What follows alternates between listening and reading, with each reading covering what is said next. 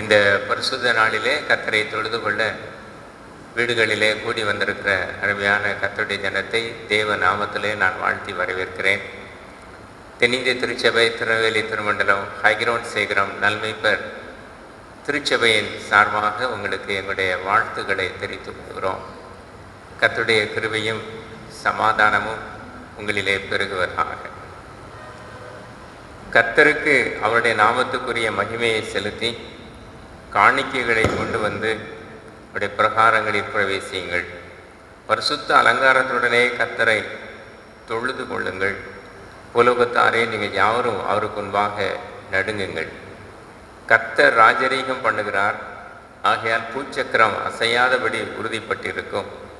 அவர் ஜனங்களை நிதானமாய் நியாயந்திருப்பார் என்று ஜாதிகளுக்குள்ளே சொல்லுங்கள். ஜெபம் பண்ண கடவோம்.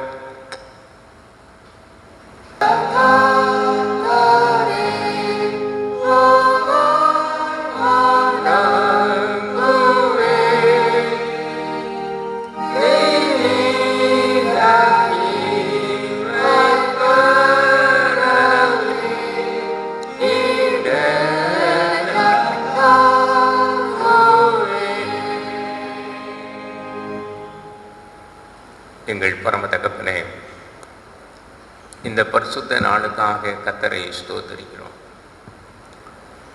கர்த்தர் ராஜரீகம் பண்ணுகிறேன். கொரோனாவின் கெடுபிடி அது ஜனங்கள் மத்தியிலே திகிலையும் அச்சத்தையும் என்ன நடக்குமோ என்ற பயத்தையும் அதிகமாக தந்து கொண்டிருக்கிறது. கொரோனாவினாலே பாதிக்கப்பட்டு மருத்துவமனையிலே இருக்கிறவர்கள் அனைவருக்காக நாங்கள் ஜெபிக்கிறோம். தங்களுக்கு அருமையானவரை இழந்து தவித்து கொண்டிருக்கிறவர்களுக்காக நாங்கள் ஜெபிக்கிறோம். வீடுகளிலே தனிமைப்படுத்தி விசேஷமாக சுகத்துக்காக காத்திருக்கிற என் ஜனத்துக்காக நாங்கள் ஜெபிக்கிறோம். கொரோனாவின் கெடுபிடி தேசமெங்கும் நீங்கி போக ஜனங்கள் சுகித்து வாழ கர்த்தர் அருள் செய்வீராக. இதன் மத்தியிலே கர்த்தரை தொழுது கொள்ளும் வாக்கியத்தை எங்களுக்கு கொடுத்திருக்கிறேன். உறுதியாக திடனாக நாங்கள் நின்று கர்த்தரை பணிந்து கொள்ள உதவி செய்யும். கர்த்தருக்குரிய எல்லா கனத்தையும் மகிமையையும் நாங்கள் கர்த்தருக்கு செலுத்த இந்த ஆராதனையிலே உதவி செய்யும். வீடுகளிலே வீடுகளிலே கர்த்தரை ஆராதித்து கொண்டிருக்கிற ஜனத்துக்காக நாங்கள் ஜெபிக்கிறேன். அவர்களுக்கு வேண்டிய எல்லா இந்த பரிசுத்த நாளின் ஆசீர்வாதத்தையும் நம்பிக்கையையும் அவர்களுக்கு அருளி செய்யும். குடும்பங்கள் தோறும் கர்த்தர் உலாவி அவர்களை பலப்படுத்துகிறார். சகல விதத்திலும் என் ஜனத்தை ஆசீர்வதிப்பீராக. ஒருவேளை இந்த ஆராதனையிலே வெகு தொலைவிலிருந்து பங்கு பெறுகிற உடைய பிள்ளைகளுக்காக நான் ஜெபிக்கிறேன். அவர்களுக்கும் சமாதானம் பெருகுவதாக, கர்த்தருடைய கிருபை பெருகுவதாக. இயேசு கிறிஸ்து நாமத்திலே வேண்டிக் கொள்கிறோம் பிதாவே. ஆமேன், ஆமேன். தேவநாம மகிமைக்காக கீதங்கள் 31 நாம் பாடுவோம். சேனைகளின் கர்த்தா, சீர் நிறை யெகோவா. கீதங்கள் 31.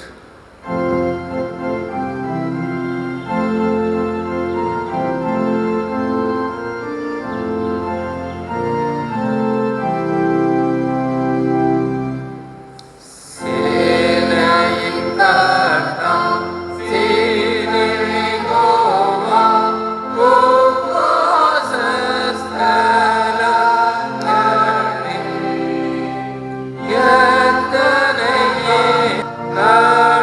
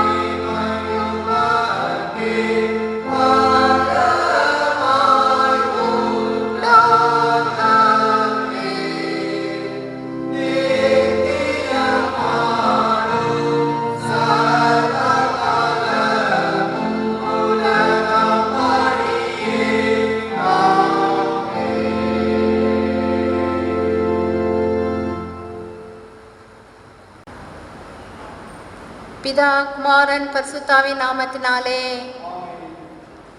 ஜெபம் பண்ண கடவோம். பரமண்டலங்களில் இருக்கிற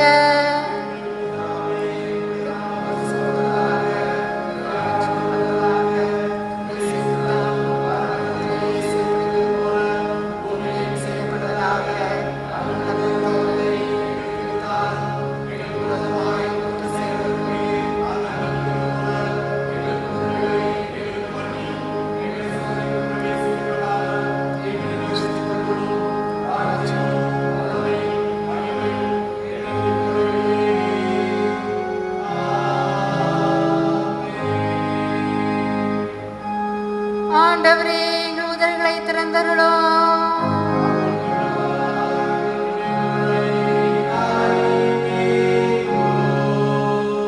தேவனே, எங்களை ரட்சிக்க விரைவாய் வாரும்.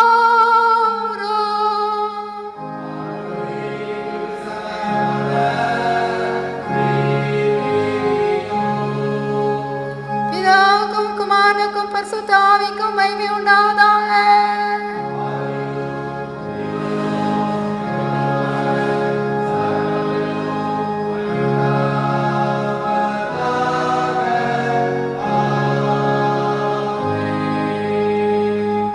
கர்த்தரை துதியுங்கள்.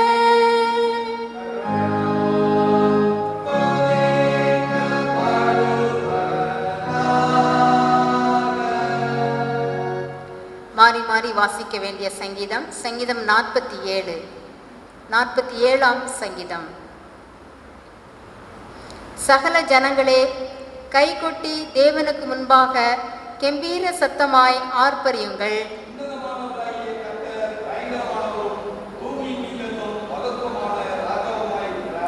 ஜனங்களை தமக்கு வசப்படுத்தி ஜாதிகளை தம்முடைய பாதங்களுக்கு கீழ்ப்படுத்துவார்.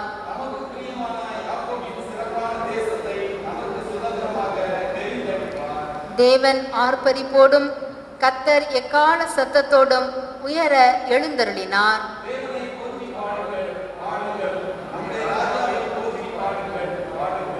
தேவன் பூமி அனைத்திற்கும் ராஜா, கருத்துடனே அவரை போற்றி பாடுங்கள்.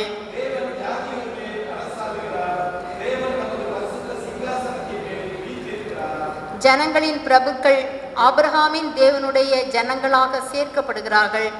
பூமியின் கேடகங்கள் தேவனுடையவைகள், அவர் மகா உன்னதமானவர்.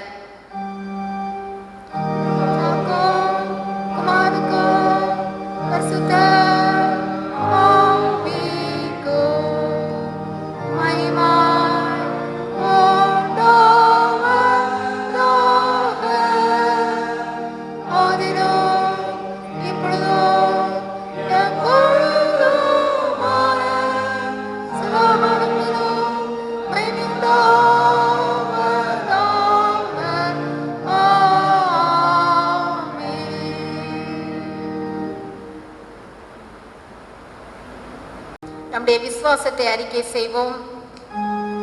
வானத்தையும் பூமியையும் படைத்த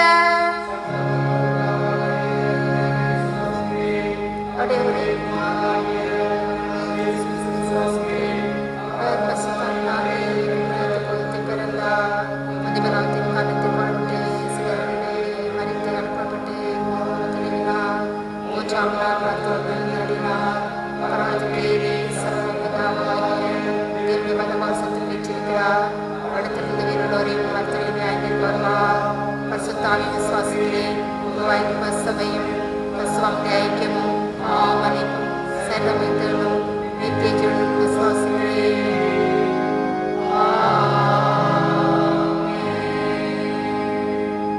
உட்கார்வோம்.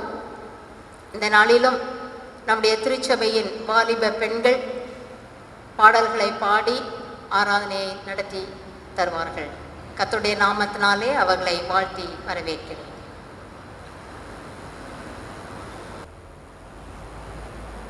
துதிக்கு பாத்திரராகிய தேவாதி தேவனை துதிக்கும்படி இந்த காலை ஆராதனையிலும் பங்கு பெறுகிற ஒவ்வொருவருக்கும் உங்கள் அன்பின் வாழ்த்துக்கள். இப்பொழுதும் கூட இந்த பாடல் வேளையில் முதலாவது பாடலாக அற்புதர் அற்புதர் என்ற பாடலை பாடுவோம்.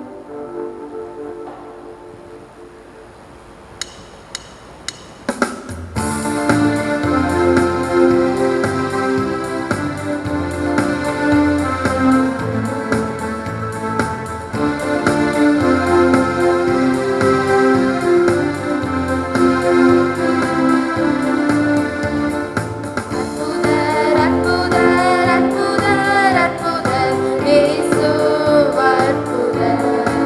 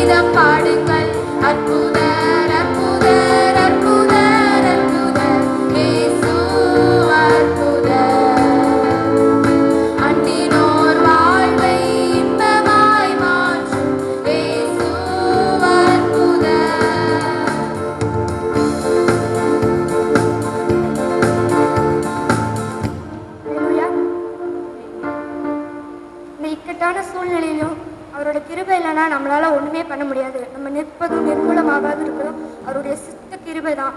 ஆண்டவர் ஒவ்வொரு நாளிலும் நம்ம உடைக்கப்பட்ட நேரத்திலும், நம்ம சோர்ந்து போன நேரத்திலும், ஒன்றுமில்லாத நேரத்திலும், நம்மளோட ஊழியத்தின் பாதையிலும் கூட ஒவ்வொரு நாளும் அவரோட கிருபை நம்மளை தாங்கி வருகிறது.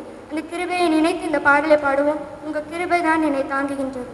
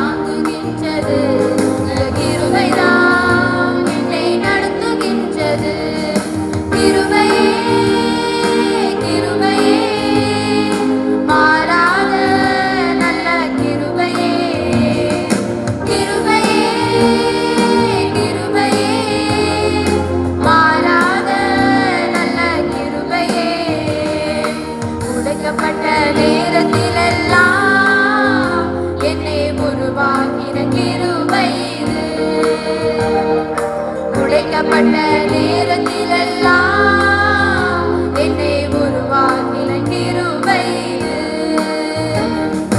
கிருபையே கிருபையே மாறாத நல்ல கிருபையே. கிருபையே கிருபையே மாறாத நல்ல கிருபையே. சோர்ந்து போன நேரத்திலெல்லாம் என்னை சூழ்ந்து கொண்ட கிருபை இது. சோர்ந்து போன நேரத்திலெல்லாம் என்னை சூழ்ந்து கொண்ட கிருபை இது. கிருபையே கிருபையே மாறாத நல்ல கிருபையே. கிருபையே கிருபையே மாறாத நல்ல கிருபையே. ஒன்றுமில்லா நேரத்திலெல்லாம் எனக்கு உதவி செய்த கிருபை இது. ஒன்றுமில்லா நேரத்திலெல்லாம் எனக்கு உதவி செய்த கிருபை இது. கிருபையே கிருபையே மாறாத நல்ல கிருபையே. கிருபையே கிருபையே மாறாத நல்ல கிருபையே. ஊழியத்தின் பாதையிலெல்லாம் என்னை உயர்த்தி வைத்த கிருபை இது.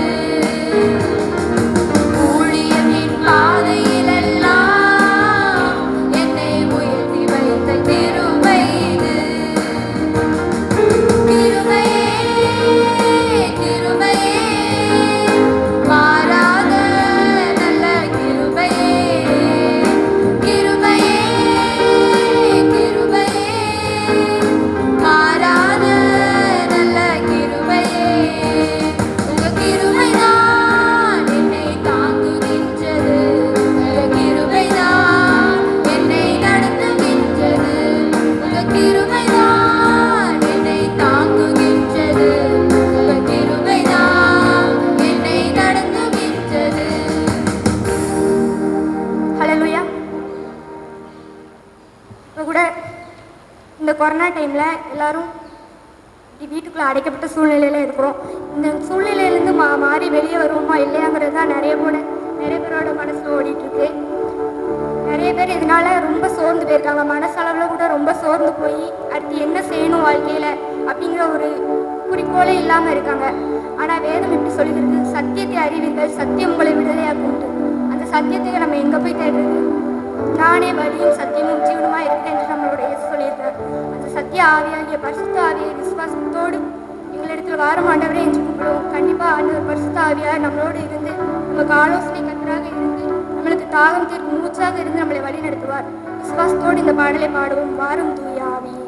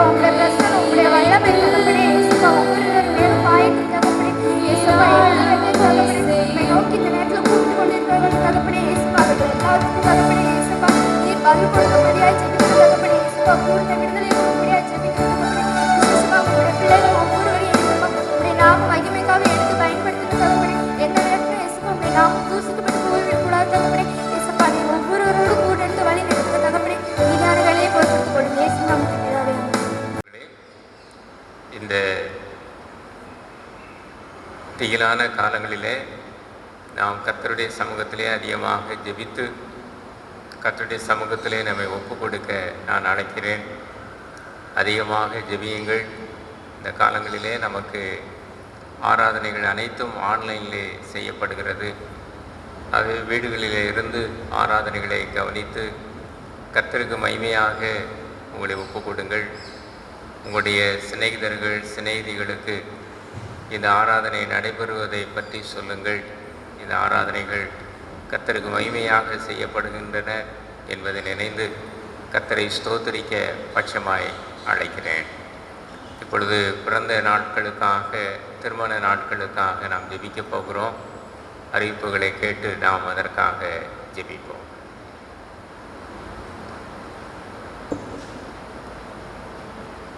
இந்த வாரத்திலே தங்களுடைய பிறந்தநாள் திருமணங்களை அனுசரிக்கிற நம்முடைய திருச்சபை மக்களின் பெயர்களை வாசிக்கிறேன்.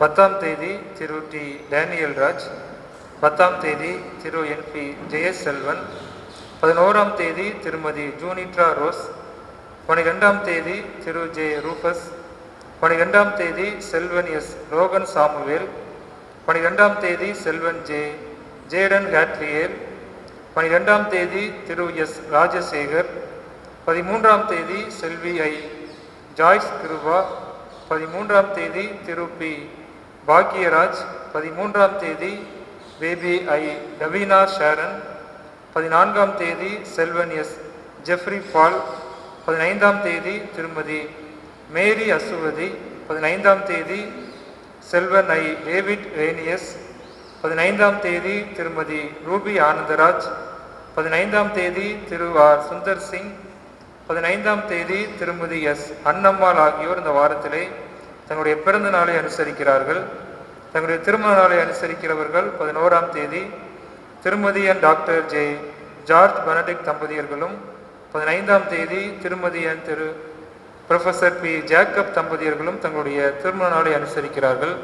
பிறந்த நாளை திருமண நாளை அனுசரிக்கிற அருமையான திருச்சபையின் பிள்ளைகளை அன்போடு கூட வாழ்த்துகிறோம். இப்பொழுது நம்முடைய பாடல் குழுவினர் வாழ்த்து பாடல் பாடுவார்கள். தொடர்ந்து நம்முடைய குருவான அவர்கள் ஜெபிப்பார்கள்.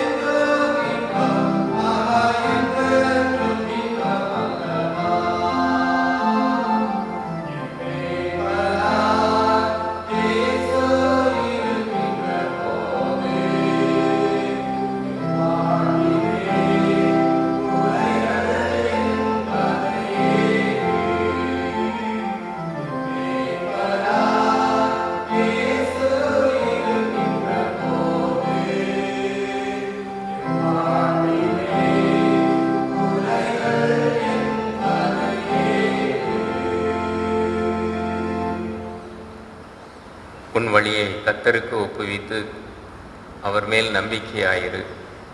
அவரே காரியத்தை வாய்க்க பண்ணுவார். கண்களை மூடி நாம் ஜெபம் செய்வோம். எங்கள் பரம தகப்பனே, இந்த புதிய வாரத்திலே தங்களுடைய பிறந்த நாட்களை தங்களுடைய திருமண நாட்களை கொண்டாடுகிற அனுசரிக்கிற அனைவருக்காக நாங்கள் ஜெபிக்கிறோம். இந்த கிருபை சமாதானம் அவர்களிலே பெருகுவதாக. தங்களுடைய வழிகளை கர்த்தரிடத்தில் ஒப்புவித்து அவள் உண்மையில் நம்பிக்கையாயிருக்க அருள் செய்யும். அவருடைய குடும்பத்தார், பெற்றோர், சகோதர சகோதரிகள், அவளை சார்ந்தவர்கள், பிள்ளைகள், குழந்தைகள், பேர பிள்ளைகள் அனைவரையும் கர்த்தர் ஆசீர்வதிப்பீராக. கிருபை பெருகுவதாக. ஒவ்வொருவருக்கும் செய்ய வேண்டிய காரியங்களெல்லாம் கர்த்தரை செய்யும்.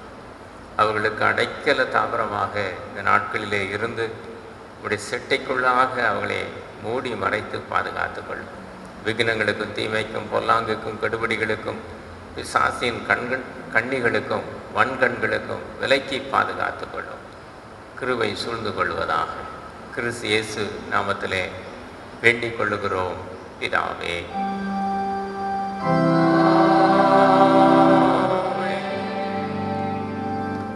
உட்காருவோம். இப்பொழுது வேத பாகங்கள் நமக்கு வாசிக்கப்படும். அதை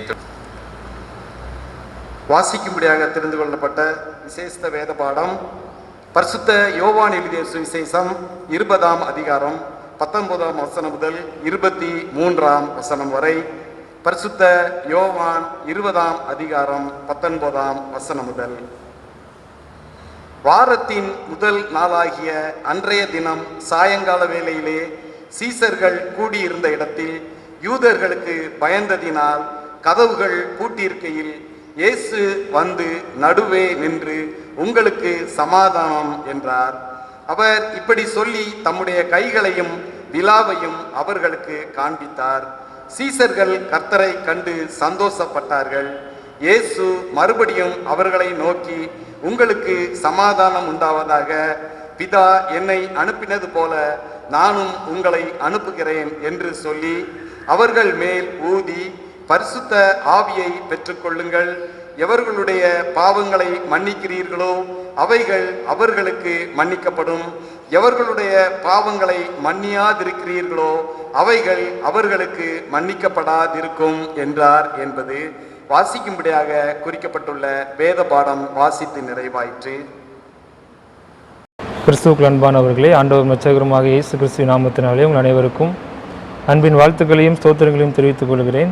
இந்த நாளிலும் இந்த ஓய்வு நாள் ஆராதனையை நாம் ஆன்லைன் மூலமாக ஆண்டவரை ஆராதிக்கும்படியாக, விசேஷமாக ஆண்டவருடைய வார்த்தைகளை தியானிக்கும்படியாக ஆண்டவர் தந்த நல்ல வாய்ப்புக்காக நம் ஆண்டவருக்கு நன்றி செலுத்துவோம்.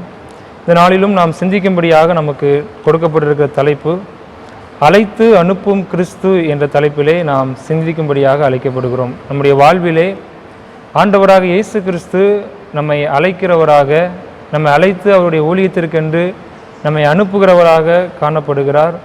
அந்த அழைப்பை ஏற்றுக்கொண்டு ஆண்டவருக்காக நாம் வைராக்கியமாக உண்மையாக இந்த உலகத்திலே ஆண்டவருடைய ஊழியத்தை செய்யும்படியாக, ஆண்டவரே இந்த உலகத்திலே பிரதிபலிக்கிற ஒரு வாழ்க்கையை நாம் வாழும்படியாக ஆண்டவர் நம்மை அழைக்கிறார் என்று சொல்லி வேதம் நமக்கு கற்றுத்தருகிறது.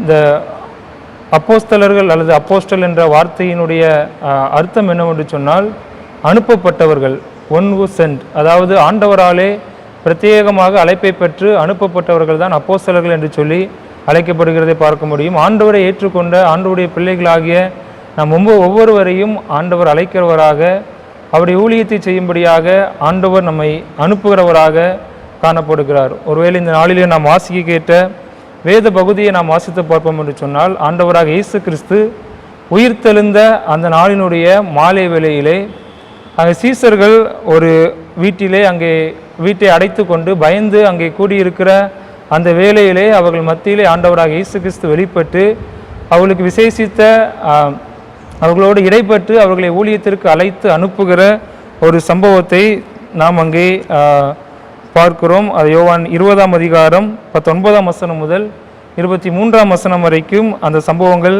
இடம்பெறுகிறதை பார்க்க முடியும். ஒருவேளை அந்த நாளிலே சீசர்கள் இருந்த நிலைமையை நாம் யோசித்து பார்ப்போம் என்று சொன்னால், அந்த ஆண்டவராக இயேசு கிறிஸ்து அங்கே உயிர்த்தெழுந்து ஆண்டவர் போய்விட்டார்.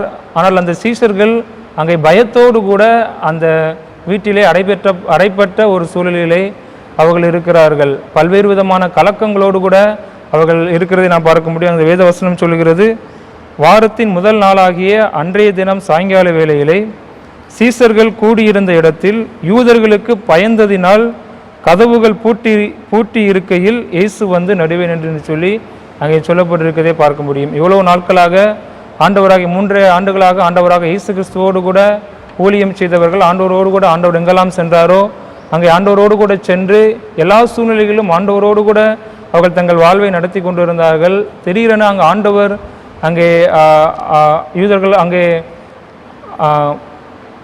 திடீரென ஆண்டவர் அங்கே மரித்த சூழ்நிலையிலே அதை தொடர்ந்து 3வது நாள் ஆண்டவர் அங்கே உயிரோடு கூட எழும்புகிறார்.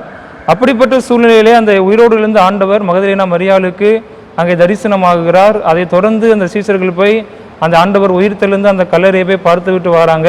அப்படி வருந்து அந்த சூழ்நிலையிலே ஒருவேளை பல்வேறு விதமான கலக்கங்களும் கவலைகளும் சந்தேகங்களும் அவர்களுக்குள்ளாக காணப்படுகிறதே நாம் அங்கே உணர்ந்து கொள்ள முடியும்.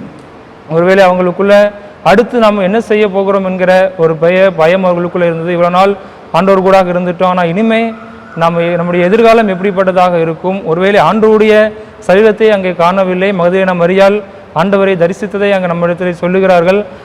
அங்கே என்ன நடந்தது என்று நமக்கு சரியாக தெரியவில்லையே. ஒருவேளை ரோமர்கள் நம்மளை தேடி வந்தார், ஒருவேளை நாம் தான் ஆண்டவருடைய சரீரத்தை எடுத்து விட்டோம் என்று சொல்லி நமக்கு ரோமர்கள் மூலமாக ஏதாவது ஆபத்து வந்துவிடுமோ என்று சொல்லி பல்வேறு விதமான கலக்கத்தோடு கூட கவலைகளோடு கூட வேதனைகளோடு கூட வெளியே எங்கும் செல்ல முடியாமல் அங்கே அடைபட்ட ஒரு சூழ்நிலையிலே அங்கே ஆண்டவருடைய சீஷர்கள் இருக்கிறதை நாம் பார்க்க முடியும். ஒருவேளை நம்முடைய வாழ்விலும் நாம் இந்த நாட்களில் இருக்கிற சூழ்நிலையும் அப்பேற்பட்ட ஒரு சூழ்நிலை இருக்கிறதை பார்க்கிறோம். நாளைய தினத்திலிருந்து நம்முடைய மாநிலத்திலும் முழு ஊரடங்கு அமல்படுத்தப்பட்டிருக்கிறதை பார்க்க முடியும். வீட்டிலிருந்து வெளியே வர முடியாத ஒரு அடைபட்ட சூழலிலே நாம் வாழ்ந்து கொண்டிருக்கிறோம்.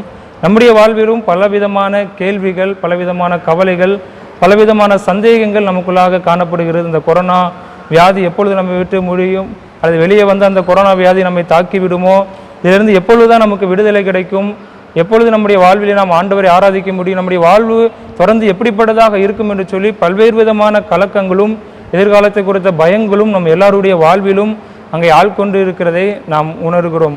இப்படி இதே போல ஒத்த ஒரு சூழ்நிலையில் தான் அங்கே ஆண்டவருடைய சீஷர்களும் அங்கே அமர்ந்திருக்கிறதை பார்க்க முடியும். அப்படிப்பட்ட சூழ்நிலையிலே ஆண்டவர் அவர்கள் மத்தியிலே இடைபெற்று அவர்களோடு கூட ஆண்டவர் பேசி அவர்களை அழைத்து அங்கே ஆண்டவர் அவர்களை ஊழியத்திற்கென்று அனுப்புகிறதை நாம் பார்க்க முடியும். நம்முடைய வாழ்விலும் நம்முடைய சூழ்நிலை எப்படிப்பட்டதாக இருந்தாலும் ஆண்டவர் நம்மை நடுவிலே வந்து நம்மை சந்திப்பதற்கும் தொடர்ந்து ஆண்டவருக்கென்று நாம் செயல்படுவதற்கும் ஆண்டவருடைய ஊழியத்தை செய்வதற்கும் நம்மை அனுப்புவதற்கு அவர் சித்தமுள்ளவராக இருக்கிறார். அந்த ஆண்டவரிடத்திலே நம்மை ஒப்பு கொடுக்கும்படியாக இந்த நாளிலே ஆண்டவர் நம்மை அழைக்கிறார். ஒருவேளை அந்த சம்பவத்தை நாம் வாசித்து பார்ப்போம் என்று சொன்னால் அங்கே ஆண்டவராக இயேசு கிறிஸ்து வந்து அவர்களுக்கு எப்படிப்பட்ட அழைப்பை அவர்களுக்கு கொடுத்து அனுப்புகிறார் என்று சொல்லி 3 காரியங்களை இந்த நாளில் நாம் சிந்தித்து ஜெபிக்கும்படியாக அழைக்கப்படுகிறோம். யோவான் 20ஆம் அதிகாரம் 21ஆம் வசனத்தை நாம் வாசித்து பார்த்தோம் என்று சொன்னால் அங்கே ஆண்டவராக இயேசு சொல்கிறார். இயேசு மறுபடியும் அவர்களை நோக்கி, உங்களுக்கு சமாதானம் உண்டாவதாக, பிதா என்னை அனுப்பினது போல நானும் உங்களை அனுப்புகிறேன் என்று சொல்லி ஆண்டவர் சொல்லுகிறதை நாம் பார்க்கிறோம். ஒருவேளை ஆண்டவராக இயேசு கிறிஸ்துவை பிதாவானவர் இந்த உலகத்திற்கு அவருடைய ஊழியத்தை நிறைவேற்றும்படியாக ஒரு மெஸ்ஸையாவாக இந்த உலகத்தில் ஆண்டவராக இயேசு கிறிஸ்துவை அனுப்பி வைக்கிறதை நாம் பார்க்கிறோம். அதே போல பிதாவானவர் ஆண்டவரை எப்படி அனுப்பினாரோ அதே போல ஆண்டவரும் நம்மை இந்த உலகத்திற்குள்ளாக அனுப்பி அவருடைய ஊழியத்தை நிறைவேற்றும்படியாக அவர் அங்கே அனுப்புகிறதை நாம் பார்க்கிறோம்.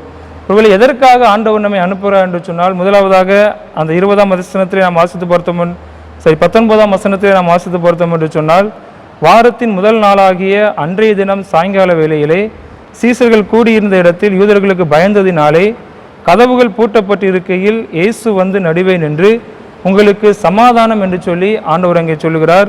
மறுபடியுமாக 21ஆம் வசனத்தில் ஆண்டவர் சொல்லுகிறார், அவர்களை நோக்கி, உங்களுக்கு சமாதானம் உண்டாவதாக என்று சொல்லிவிட்டு, பிதா என்னை அனுப்புகிறது போல நானும் உங்களை அனுப்புகிறேன் என்று சொல்லி ஆண்டவர் அனுப்புகிறார். ஆண்டவர் நம்மை அனுப்புகிறவராக இருக்கிறார்.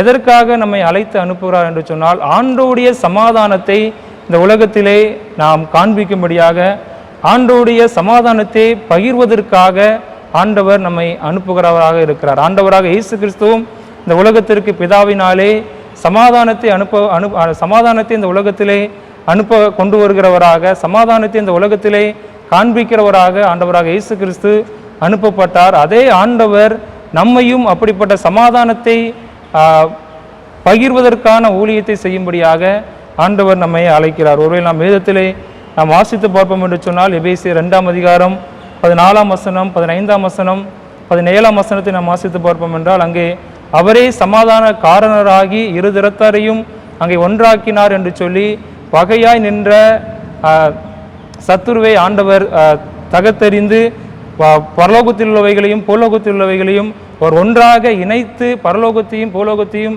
ஆண்டவரையும் இந்த மனுக்குலத்தையும் அவர் சமாதானம் பண்ணுகிறவராக அவர் காணப்பட்ட காரியங்களே அங்கே குறிப்பிடப்பட்டிருக்கிறதை பார்க்க முடியும்.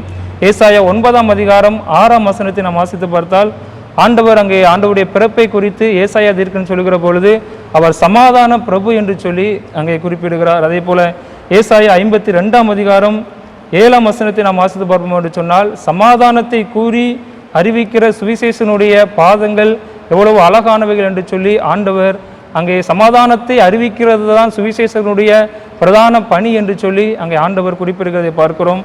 அதே போல கொலோசியர் 1ஆம் அதிகாரம் 20ஆம் வசனத்தை நாம் வாசித்து பார்ப்போம் என்றால் அங்கே தம்முடைய இரத்தத்தினாலே ஆண்டவர் சமாதானத்தை உண்டாக்கினார், காண்பித்தார் என்று சொல்லி அங்கே சொல்லப்பட்டிருக்கு. இந்த வசனங்கள் எல்லாம் நமக்கு சொல்லுகிற காரியம் என்னவென்றால் ஆண்டவராக இயேசு கிறிஸ்து இந்த பூமியிலே சமாதானத்தை அனுப்பும்படியாக சமாதானமுள்ள ஒரு வாழ்வை இந்த மனுக்குலத்திற்கு உண்டாக்கும்படியாக ஆண்டவராக இயேசு கிறிஸ்து இந்த பூமிக்கு அனுப்பப்பட்டதை பார்க்க முடியும். அப்படி அனுப்பப்பட்ட அந்த ஆண்டவர் இந்த பூமியிலே அவரால் மீட்கப்பட்ட ஜனங்களாகிய நம்முடைய வாழ்விலும் அதே அழைப்பை நமக்கு தந்து இந்த உலகத்திலே சமாதானத்தை பகிர்ந்து கொள்ளுகிற ஒரு வாழ்க்கை வாழ நம்மை அனுப்புகிறவராக இருக்கிறார். இந்த நாளினுடைய வேத பகுதியிலே அந்த 4 வசனங்களிலே 2 இடங்களிலே ஆண்டவர் சொல்லுகிற காரியம் உங்களுக்கு சமாதானம் என்று சொல்லி மீண்டும் மீண்டும் அங்கே சமாதானத்தை அவர் முக்கியப்படுத்துகிறதை பார்க்க முடியும். ஒருவேளை அந்த சீஷர்கள் அந்த நாட்களிலே சமாதானமற்ற ஒரு நிலையிலே அடுத்து என்ன என்கிற ஒரு பெரிய கேள்வியோடு கூட இருந்த அந்த சூழ்நிலையிலே ஆண்டவர் அவர்களுக்கு சமாதானத்தை அங்கே அருளி செய்து அவர்கள் உலகத்திற்கு சமாதானத்தை எடுத்து செல்லும்படியாக அவர்களை தெரிந்தெடுத்து அங்கே அனுப்புகிற சம்பவம் அங்கே இடம்பெறுகிறதை நாம் பார்க்கிறோம். நம்முடைய வாழ்விலும் ஆண்டவர் நம்மை அழைக்கிறவராக இருக்கிறார். நம்மை அழைக்கிற ஆண்டவர் நம்மை இந்த உலகத்திற்குள்ளாக அனுப்புகிறவராக இருக்கிறார். எதற்காக ஆண்டவர் நம்மை அனுப்புகிறார் என்று சொன்னால் ஆண்டவருடைய சமாதானத்தை இந்த உலகத்திற்கு அறிவிக்கும்படியாக ஆண்டவருடைய சமாதானத்தை நாம் கூறி அறிவித்து சமாதானமுள்ள ஒரு வாழ்க்கை வாழும்படியாக ஆண்டவர் நம்மை அழைக்கிறார். ஒருவேளை இந்த நாட்களிலே நாம் யோசித்து பார்ப்போம் என்று சொன்னால் உலகத்திலே எதுவுமே நிரந்தரமற்ற ஒரு சூழ்நிலை இருக்கிறதை நாம் பார்க்க முடியும். அநேக மனிதர்கள் அனுதினமும் மரித்து கொண்டிருக்கிறதை நாம் பார்க்க முடியும். அப்படிப்பட்ட சூழ்நிலைகளே வாழுகிற நம்முடைய வாழ்விலே பல்வேறு விதமான கலக்கங்களோடு வேதனைகளோடு ஜனங்கள் வாழ்ந்து கொண்டிருக்கிறதை நாம் பார்க்கிறோம். அப்படிப்பட்ட மக்களுக்கு ஆண்டவருடைய அன்பை அறிவிக்கவும் ஆண்டவருடைய ஊழியத்தினுடைய பிரதான நோக்கமாகிய சமாதானத்தை நாம் பகிர்ந்து கொள்ளவும் நாம் அழைக்கப்படும். ஒருவேளை நம்ம இந்த இப்படிப்பட்ட சூழ்நிலைகள் அநேக நேரங்களிலே நாம் நேரடியாக யாரிடமும் சென்று பேச முடியாத ஒரு சூழல் இருக்கலாம். ஆனால் நம்ம தொலைபேசி மூலமாக மற்ற காரியங்கள் மூலமாக நம் அநேகரை தொடர்பு கொண்டு சமாதானமான வார்த்தைகளை அவர்களோடு கூட பேசும்படியாக கிறிஸ்துவின் சமாதானத்தை அவர்களுடைய வாழ்விலே கொடுக்கும்படியாக ஆண்டவர் நம்மை அழைக்க. ஒருவேளை நம்முடைய வாழ்விலே பகைகள், விரோதங்கள், பலவிதமான மனஸ்தாபங்கள் நமக்குள்ளாக இருக்கும் என்று சொன்னால் இந்த நாளிலே நம்முடைய மனஸ்தாபங்களை எல்லாம் நீக்கிவிட்டு மற்ற மனிதர்களோடு கூட நம்மோடு கூட இருக்கிற சக மனிதர்களோடு கூட நம்முடைய குடும்பத்தோடு கூட நம்முடைய உறவினர்களோடு கூட நம்முடைய திருச்சபையோடு கூட சமாதானமாகும்படியாக அப்படிப்பட்ட சமாதானத்தை அறிவிக்கிற ஆண்டவருடைய பிள்ளைகளாக அந்த சமாதானத்தின் ஊழியத்தை நிறைவேற்றுகிறவர்களாக நாம் காணப்பட வேண்டும் என்று ஆண்டவர் நம்மை அழைக்கிறார்.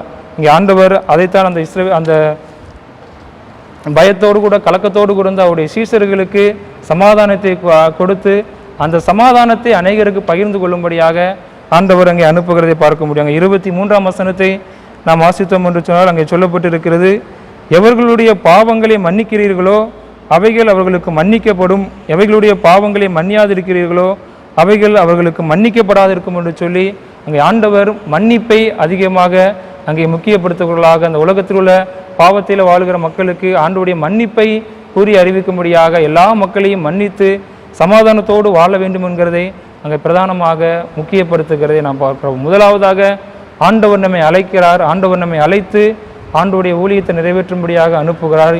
எந்த ஊழியத்தை நிறைவேற்றும்படியாக அனுப்புகிறார் என்று சொன்னால் ஆண்டவருடைய சமாதானத்தை நம் உலகத்திற்கு அறிவிக்கும்படியாக நம்மை அனுப்புகிறார். இரண்டாவதாக ஆண்டவர் எதற்காக நம்மை அழைத்து அனுப்புகிறார் என்று சொல்லி நாம் அங்கே வாசித்து பார்ப்போம் என்று சொன்னால் யோவான் 20ஆம் அதிகாரம் 20ஆம் வசனத்தை நாம் வாசித்தால் அங்கே சொல்லப்பட்டிருக்கிறது, அவர் இப்படி சொல்லி தம்முடைய கைகளையும் விலாவையும் அவர்களுக்கு காண்பித்தார், சீசர்கள் கர்த்தரை கண்டு சந்தோஷப்பட்டார்கள் என்று சொல்லி அங்கே சொல்லப்பட்டிருக்கு. ஒருவேளை ஆண்டவராக இயேசு கிறிஸ்து அங்கே உயிர்த்தெழுந்த ஆண்டவர் அங்கே முதலாக அவருடைய சீசர்களுக்கு தரிசனமாக, ஒருவேளை அதற்கு முன்பாக மகதலேனா மரியாளுக்கு மாத்திரம் அங்கே தரிசனமாகிறார். ஆனால் தொடர்ந்து அந்த மாலை வேளையிலே அவருடைய சீசர்களை ஆண்டவர் அங்கே சந்தித்து அவர்களுக்கு தரிசனமாகிறதை பார்க்க முடியும். அப்படி தரிசனமாகிற ஆண்டவர் அவர்களிடத்தில் வந்து முதலாவதாக அவர்களுக்கு காண்பிக்கிற காரியம் என்னவென்று சொன்னால் தம்முடைய கைகளிலும் தம்முடைய விழாவிலும் உள்ள அந்த தழும்புகளை அவர்களுக்கு காண்பிக்கிறதை பார்க்க முடியும். ஒருவேளை இந்த தழும்புகளை பார்த்தால் அந்த சீசர்களுக்கு என்ன வந்திருக்கணும், இப்படி ஆண்டவரை துன்பப்படுத்தினார்களே, ஆண்டவருடைய தழும்புகள் இப்படிப்பட்டதா இருக்குது என்று சொல்லி ஒருவேளை அங்கே சீசர்கள் துக்கப்பட்டிருந்திருக்க வேண்டும். அது அங்கே சொல்லப்பட்டிருக்கு, சீசர்கள் கர்த்தரை கண்டு என்ன செஞ்சாங்களாம், சந்தோஷப்பட்டார்களாம். அவருடைய தழும்புகளையும் அவருடைய விழாவிலையும் கைகளிலும் இருந்த காயங்களையும் பார்த்து அவர்கள் சந்தோஷப்பட்டார்கள் என்று சொல்லி அங்கே சொல்லப்பட்டிருக்கிறது. ஏனென்று சொன்னால் அங்கே தழும்புகள் உள்ள தடம் இருக்கிற, ஆனால் தழும்புகளானது சுகமாக்கப்பட்ட தழும்புகளாக அங்கே இருக்கிறதை பார்க்க முடியும். எந்த ஒரு தழும்புகளும் 3 நாட்கள் நிச்சயாது சுகமாகாது. அது அந்த சிலுவையிலே ஆண்டவர் பட்ட பாடுகள் அது சரியாக வேண்டுமென்றால் பல மாதங்கள் ஆகும். ஆனால் 3 நாள்களிலே ஆண்டவருடைய வல்லமை, அங்கே ஆண்டவர் உயிர்த்தெழுந்த வல்லமை ஆண்டவருடைய தழும்புகளை சுகமாக்கின அந்த சுகமாக்கப்பட்ட அந்த தழும்புகளை ஆண்டவர் அவர்களுக்கு காண்பிக்கிறார். அந்த தழும்புகள் சுகமானதை கண்டு அவருடைய வாழ்விலே அவர்கள் சந்தோஷப்படுகிறதை, மகிழ்ச்சி அடைகிறதை நாம் பார்க்க முடியும். ஒருவேளை இந்த தழும்புகள் எதை குறிக்கிறது என்று சொன்னால் வேத வசனம் சொல்லுகிறது. ஏசாயா 53ஆம் அதிகாரம் 5ஆம் வசனத்தில் ஆண்டவருடைய பாடுகளை குறித்து ஏசாயா தீர்க்கன் சொல்லுகிற பொழுது அவருடைய தழும்புகளால் நாம் சுகமாகிறோம் என்று சொல்லி அங்கே சொல்லப்பட்டிருக்கிறதை நாம் பார்க்கிறோம். ஒருவேளை ஆண்டவருடைய தழும்புகள் நம்மை சுகமாக்குகிற தழும்புகளாக இருக்கிறது. அவருடைய கைகளிலே உள்ள, அவருடைய விழாவில் உள்ள, அவருடைய கால்களில் உள்ள அந்த தழும்புகள், அந்த சுகமாக்கப்பட்ட அந்த தழும்புகள் நம்முடைய வாழ்விலும் நம்முடைய பாடுகளையும் நம்முடைய காயங்களையும் நம்முடைய வியாதிகளையும் நம்முடைய வேதனைகளையும் சுகமாக்குகிற தழும்புகளாக அங்கே ஆண்டவருடைய தழும்புகள் அங்கே வெளிப்படுகிறதை பார்க்க முடியும். அந்த தழும்புகளை கண்டு அங்கே சீஷர்கள் அதுவரைக்கும் கலக்கத்தோடு கூட, வேதனையோடு கூட, கவலையோடு கூட, பாரங்களோடு கூட இருந்த சீஷர்கள் அங்கே சந்தோஷம் அடைகிறார்கள். நம்முடைய வாழ்விலும் ஒருவேளை இந்த கொரோனா வியாதியின் சூழ்நிலையிலே வியாதி எங்கும் பரவி கொண்டிருக்கிறதை பார்க்க முடியும். நமக்கு நெருக்கமான, நமக்கு நன்றாக தெரிந்த அநேகர் அங்கே மரித்து போய் அநேகர் மருத்துவமனையில் இருக்கிறதை நாம் கேள்விப்படுகிறோம். அனுதினமும் அநேக புதிய மக்கள் இந்த வியாதினாலே பாதிக்கப்பட்டிருக்கிறதை நாம் பார்க்க முடியும். அந்த கலக்கத்தோடு கூட இருக்கிற நம்முடைய வாழ்விலே ஆண்டவருடைய தழும்புகள் நம்மை பலப்படுத்துகிறவர்களாக, ஆண்டவருடைய தழும்புகள் நமக்கு சுகம் தருகிறவைகளாக, அந்த தழும்புகள் நம்மை அழைத்து நமக்கு சுகம் தந்து அந்த சுகத்தை, அந்த விடுதலையை மற்றவர்களுக்கு அறிவிக்கும்படியாக நம்மை அனுப்புகிற தழும்புகளாக அவைகள் இருக்கிறது என்பதை நாம் உணர்ந்து ஆண்டவரை நாம் ஸ்தோத்தரிக்க, நாம் மகிழ்ச்சி அடைய ஆண்டவர் நம்மை அழைக்கிறார். ஒருவேளை அநேக மக்கள் அந்த நாட்களிலே சுகத்திற்காக காத்து கொண்டிருக்கிறார்கள். அந்த மக்களுக்கு ஆண்டவருடைய தழும்புகளால் உண்டாகிற சுகத்தை அறிவிக்கும்படியாக ஆண்டவர் அழைக்கிறார். ஒருவேளை நம்முடைய வாழ்விலே நாம் சுகம் தேவைப்பட்டால் ஆண்டவரிடத்தில் வருகிற பொழுது அவருடைய காயப்பட்ட தழும்புகள் நம்மை சுகப்படுத்துகிறது. அதோடு கூட நின்று விடாதபடிக்கு நம் மூலமாக அநேக மக்களுக்கு அந்த சுகத்தை, அந்த விடுதலையை எடுத்து செல்வதற்கு ஆண்டவருடைய தழும்புகள், ஆண்டவருடைய கரம் வல்லமையுள்ளவதாக இருக்கிறது என்பதை இந்த நாளிலே, இப்படிப்பட்ட சூழ்நிலையிலே, ஒரு பூட்டப்பட்டிருக்கிற ஒரு நிலைமையிலே நாம் உணர்ந்து கொள்ள அழைக்கப்படும். ஒருவேளை ஆண்டவராக இயேசு கிறிஸ்துனுடைய ஊழியத்தை முழுவதும் நாம் வாசித்து பார்ப்போம் என்று சொன்னால் ஆண்டவர் பிரதானமாக அங்கே சுகமாக்குகிற ஊழியத்தை செய்கிறதை நாம் பார்க்க முடியும். எங்கெல்லாம் ஆண்டவர் சென்றாரோ அங்கெல்லாம் ஆண்டவர் விடுதலை தேவைகளோடு இருந்த ஜனங்களுக்கு, வியாதியோடு இருந்த ஜனங்களுக்கு, பிசாசின் பிடியிலை கட்டப்பட்டிருந்த ஜனங்களுக்கு விடுதலை கொடுக்கிறவராக, சுகம் கொடுக்கிறவராக ஆண்டவர் காணப்பட்டார். அந்த ஆண்டவர் செய்த சுகமாக்குகிற ஊழியத்தை நாம் செய்யும்படியாக அவருடைய தழும்புகளினால் உண்டான அந்த வல்லமையை நமக்கு தந்து நம்மை விடுவித்து நம்மை அனுப்ப ஆண்டவர் சித்தமுள்ளவராக இருக்கிறார். அப்படிதான் அவருடைய சீசர்களை ஆண்டவர் அங்கே அனுப்புகிறதை நாம் பார்க்க முடியும். ஒருவேளை சரீரப்பிரகாரமான சுகத்தை மாத்திரமல்ல, இந்த நாட்களில் அநேக மக்கள் மனதளவிலே பாதிக்கப்பட்டிருக்கிறதை பார்க்க முடியும். ஒருவேளை மனதிலே பாரங்களோடு கூட, ஒருவேளை அடைக்கப்பட்ட நிலைமையில இருப்பதினாலே மனதளவிலே சைக்காலஜிகளாக அநேக பாரங்களோடு கூட, வேதனைகளோடு கூட வாழ்ந்து கொண்டிருக்கலாம். அப்படிப்பட்ட மக்களையும் நாம் தொடர்பு கொண்டு அவர்களுக்கு ஆண்டவருடைய வார்த்தையை அறிவிக்கும்படியாக, அவருடைய மனதளவிலே இருக்கிற அந்த பலகீனத்தை, அந்த சுகவீனத்தை நாம் ஆண்டவருடைய வார்த்தையினாலே அதை மாற்றுகிறவர்களாக நாம் காணப்பட வேண்டும் என்று ஆண்டவர் அழைக்கிறார். ஒருவேளை ஆண்டவர் இங்கே அதைத்தான் செய்கிறார். நம்முடைய வாழ்விலும் அப்படிப்பட்ட ஊழியத்தை செய்யும்படியாக நம்மை அழைத்து ஆண்டவர் அனுப்பும்படியாக விரும்புகிறார். முதலாவதாக ஆண்டவர் சமாதானத்தை அறிவிக்கும்படியாக நம்மை அழைத்து அனுப்புகிறார். இரண்டாவதாக ஆண்டவருடைய சுகத்தை அறிவிக்கும்படியாக ஆண்டவர் அழைத்து அனுப்புகிறார். மூன்றாவதாக 22ஆம் வசனத்தை நாம் வாசித்து பார்த்தால் அங்கே அவர்கள் மேல் ஊதி பரிசுத்த ஆவியை பெற்றுக்கொள்ளுங்கள் என்று சொல்லி ஆண்டவர் சொல்லுகிறதை நான் பார்க்க முடியும். ஒருவேளை இங்கே அவர்கள் மேல் ஊதி என்று சொல்லி சொல்லப்பட்டிருக்கிறது. இந்த ஊதினார் என்கிற பதம் ஆதியாகமம் 2ஆம் அதிகாரத்தும் 7ஆம் வசனத்தை நாம் வாசித்து பார்த்தோம் என்று சொன்னால், ஆண்டவர் தம்முடைய ஜீவ சுவாசத்தை அவர்கள் மேல் ஊதினார் என்று சொல்லி அங்கே பயன்படுத்தப்படுகிற அந்த ஆதியாகமம் 2ஆம் அதிகாரம் 7ஆம் வசனத்திற்கு கிரேக்க மொழிபெயர்ப்பிலே செப்டுஜிந்த் என்கிற அந்த கிரேக்க மொழிபெயர்ப்பிலே பயன்படுத்தப்படுகிற அந்த பதமும் இந்த யோவான் 20ஆம் அதிகாரம் 22ஆம் வசனத்திலே பயன்படுத்தப்படுகிற அந்த கிரேக்க பதமும் ஒரே வார்த்தை அங்கே பயன்படுத்தப்படுகிறது. அதே போல எசேக்கியேல் 37ஆம் அதிகாரம் 9ஆம் வசனத்தை நாம் வாசித்து பார்ப்போம் என்று சொன்னால், அங்கே உலர்ந்த எலும்புகளை உயிரடையும்படியாக ஆண்டவர் சொல்லுகிற பொழுது அங்கே சொல்லுகிறார், கொலையுண்ட இவர்கள் உயிரடையும்படிக்கு இவர்கள் மேல் ஊது என்று சொல்லி ஆண்டவர் பயன்படுத்துகிற அந்த வார்த்தையும் இதே பதம், இதே கிரேக்க வார்த்தை தான் அதற்கும் பயன்படுத்தப்படுகிறதை பார்க்க முடியும். ஆக இங்கே அவர்கள் மேல் ஊதி என்கிற அந்த வார்த்தையானது ஆண்டோடைய சுவாசம் அவர்கள் மேல் ஊதப்பட்ட அவர்கள் வாழ்விலே ஜீவன் உண்டாகுகிறதை அங்கே குறிக்கிறதை பார்க்கும். ஒருவேளை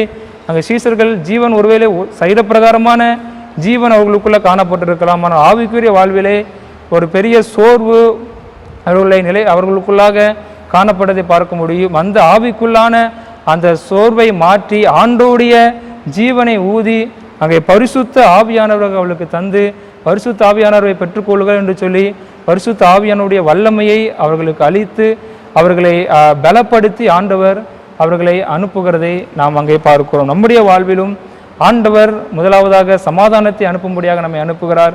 இரண்டாவதாக அவர்களுடைய தழும்புகளினால் உண்டாகிற சுகத்தை பகிரும்படியாக அனுப்புகிறார். மூன்றாவதாக ஆண்டோடைய ஜீவனை ஆண்டவரை இந்த உலகத்திலே நாம் காண்பிக்கும்படி ஆண்டவர் தம்முடைய ஜீவனை நம் மீது ஊதுகிற பொழுது, பரிசுத்த ஆவியானவரை நம் மீது ஊதுகிற பொழுது உயிர்த்தெழுந்த ஆண்டவர் நமக்குள்ளாக வாசம் பண்ணுகிறார் என்பதை அது குறிக்கிறதா இருக்கிறது. அந்த நமக்குள்ளாக வாசம் பண்ணுகிற அந்த ஆண்டவரை இந்த உலகத்திற்கு காண்பிக்கிறவர்களாக நீங்களும் நானும் நம்முடைய வாழ்வின் மூலமாக கிறிஸ்துவை பிரதிபலிக்கிற, கிறிஸ்துவை காண்பிக்கிற, கிறிஸ்துவின் ஜீவனை, கிறிஸ்துவின் சுவாசத்தை இந்த உலகத்திற்கு காண்பிக்கிற ஒரு ஊழியத்தை செய்ய வேண்டும் என்று சொல்லி ஆண்டவர் நம்மை அனுப்புகிறதை நாம் பார்க்க முடியும். அங்கே சொல்லும்போது ஆண்டவர் சொல்கிறாரு, பிதா என்னை அனுப்புகிறது போல நான் உங்களை அனுப்புகிறேன் என்று சொல்லி ஆண்டவராக இயேசு கிறிஸ்து இந்த பூமியிலே வாழ்ந்தபோது பிதாவானவரை வெளிப்படுத்துகிறவராக அங்கே இந்த பூமியிலே காணப்பட்டார். அதே போல ஆண்டவர் நம்மை அனுப்புகிறார் என்று சொன்னால், நாம் இந்த நாட்களிலே ஆண்டவருடைய அழைப்பை பெற்று ஆண்டவருக்காக வாழ்கிற பொழுது, ஆண்டவருடைய பணியை செய்கிற பொழுது ஆண்டவராகிய இயேசு கிறிஸ்துவை வெளிப்படுத்துகிற ஒரு வாழ்க்கை நாம் வாழ வேண்டும் என்று ஆண்டவர் நம்முடைய வாழ்வின் மூலமாக, நம்முடைய செயல்களின் மூலமாக, நாம் செய்கிற எல்லா காரியங்கள் மூலமாக ஆண்டவரை பிரதிபலிக்கிறவர்களாக, ஆண்டவரை காண்பிக்கிறவர்களாக, நம்மை பார்க்கிறவர்கள் ஆண்டவருடைய வல்லமையும் ஆண்டவருடைய செயலையும் ஆண்டவருடைய குணநலங்களையும் நம்மிலே காண்கிறவர்களாக நம் ஆண்டவரை பிரதிபலிக்கிற ஒரு வாழ்க்கை இந்த உலகத்தில் வாழ வேண்டும் என்று ஆண்டவரை பிரதிபலிக்கும்படியாக நம்மை அழைத்து நம்மை அனுப்புகிற ஆண்டவராக இருக்கிறார். அப்படி ஆண்டவர் அவர்களை அனுப்புகிற பொழுது தொடர்ந்து அதுக்கு அடுத்து உள்ள 21ஆம் வசனத்தை நாம் வாசித்து பார்த்தோம் என்று சொன்னால், அவள் வெறுமனையாக ஆண்டவர் அவர்களை அனுப்பிவிட்டு அப்படியே ஆண்டவர் அங்கே கடந்து போகவில்லை. தொடர்ந்து மீண்டுமாக அவர்கள் அங்கே மீன் பிடிக்க போகிறாங்க.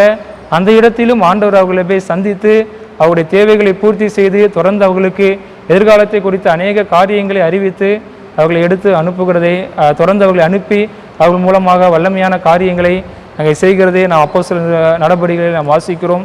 நம்முடைய வாழ்விலே ஆண்டவர் நம்மை அனுப்புகிறார் என்று சொன்னால், ஆண்டவருடைய அழைப்பை ஏற்றுக்கொண்டு ஆண்டவருடைய சமாதானத்தையும் ஆண்டவருடைய சுகத்தையும் ஆண்டவருடைய ஜீவனையும் இந்த உலகத்திலே காண்பிக்கும்படியாக நாம் செல்கிற பொழுது ஆண்டவர் நம்மோடு கூட வந்து நம்மை பயன்படுத்தி நம் மூலமாக மகிமையான காரியங்களை செய்ய அவர் வல்லமையுள்ளவராக இருக்கிறார். அப்படிப்பட்ட ஆண்டவருடைய அழைப்பை பெற்றுக்கொண்டு இந்த பூட்டப்பட்ட இந்த நாட்களிலும் நம்மால் முடிந்த அளவுக்கு அநேகருக்கு ஆசீர்வாதமாய் வாழ்வதற்கு, ஆண்டவருடைய சுகத்தை நமக்கு கிடைக்கிற வாய்ப்புகள் மூலமாக மற்றவர்களுக்கு பகிர்ந்து கொள்வதற்கு, நம்ம வாழ்வின் மூலமாக ஆண்டவரை காண்பிப்பதற்கு ஆண்டவருடைய சமூகத்தில் ஒப்புக் கொடுப்போம். அப்படிப்பட்ட கிருபைகளை இந்த நாளிலும் வருகிற நாட்களிலும் ஆண்டவர் நமக்கு தருவாராக.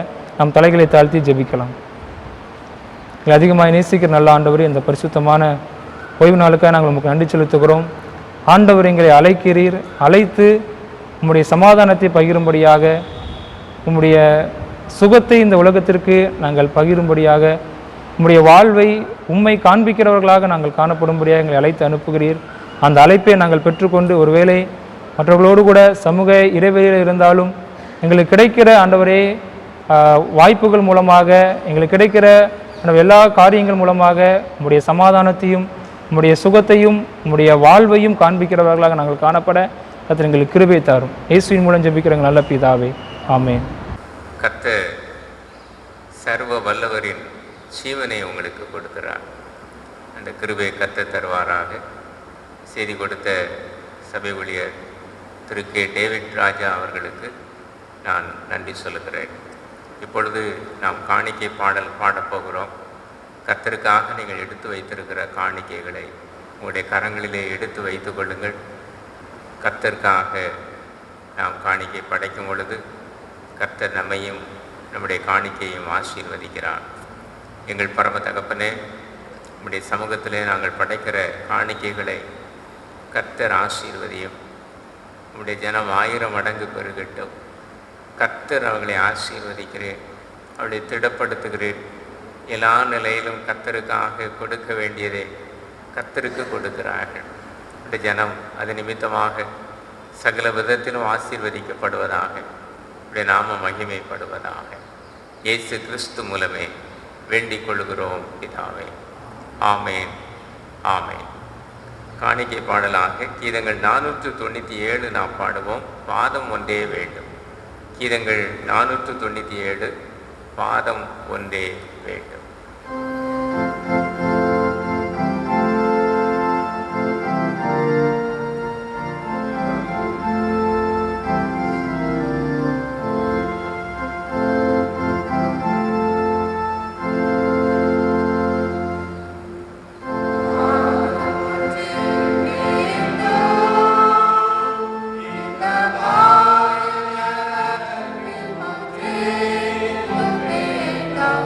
Oh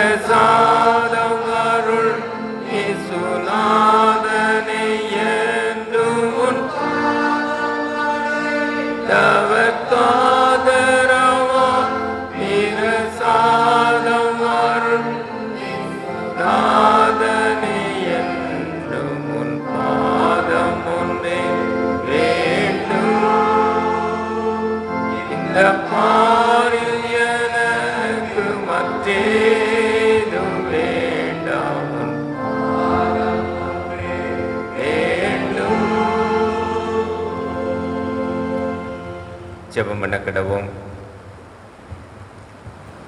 எங்கள் பரம தகப்பனே, இந்த பரிசுத்த நாளிலே நாங்கள் வாழுகிற மையங்களிலே ஆண்டவரே, நாங்கள் உம்மை தொழுது கொள்ள எங்களுக்கு வாய்ப்பு கொடுத்திருக்கிறீர். அதற்காக கர்த்தரை ஸ்தோத்தரிக்கிறோம்.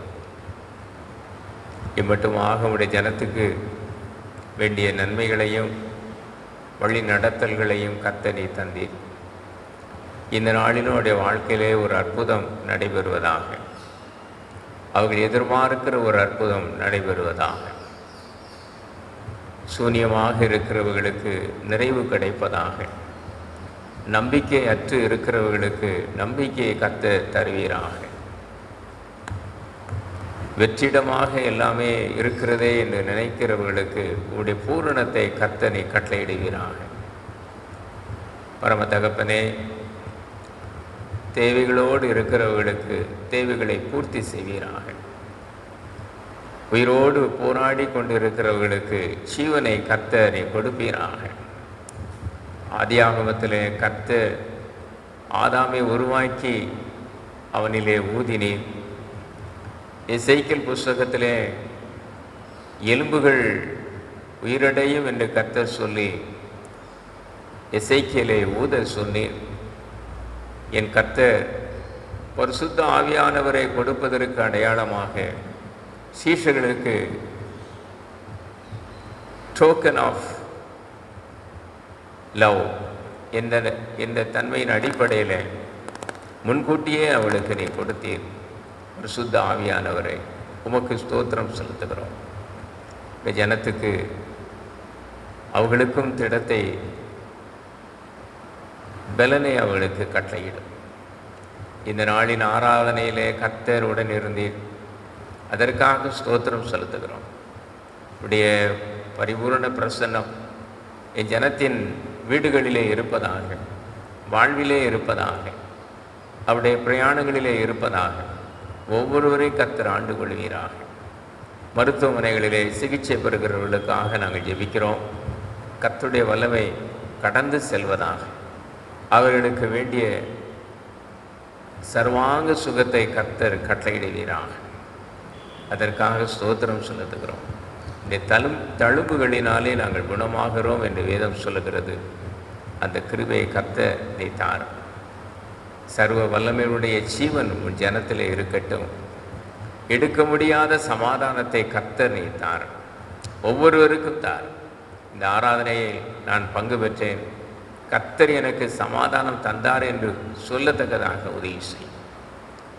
கிருபை ஜனத்தோடு இருக்கட்டும், சூழ்ந்து கொள்ளட்டும். இயேசு கிறிஸ்து மூலமே வேண்டிக் கொள்கிறோம் பிதாவே.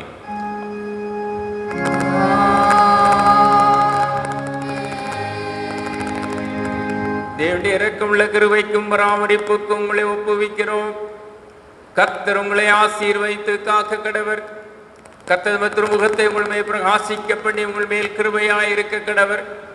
கர்த்தர் தமது முகத்தை மேல் பிரசன்னமாக்கி இப்பொழுது எப்பொழுது உங்களுக்கு சமாதானம் கட்டளையிட கடவர். பிதா, குமாரன், பரிசுத்த ஆவியாகிய சர்வ வல்லமை பொருந்திய தேவனுடைய ஆசீர்வாதம் நம் அனைவரோடும் சதா காலமாக நிலைத்திருப்பதாக.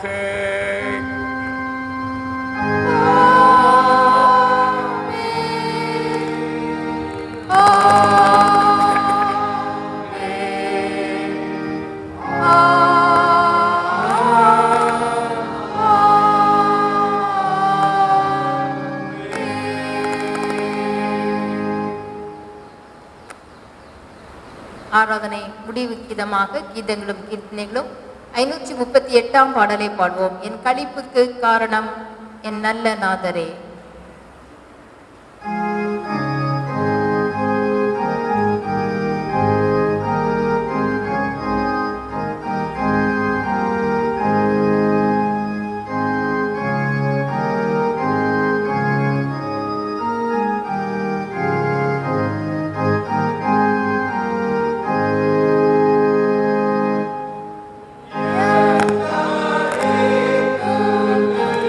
Oh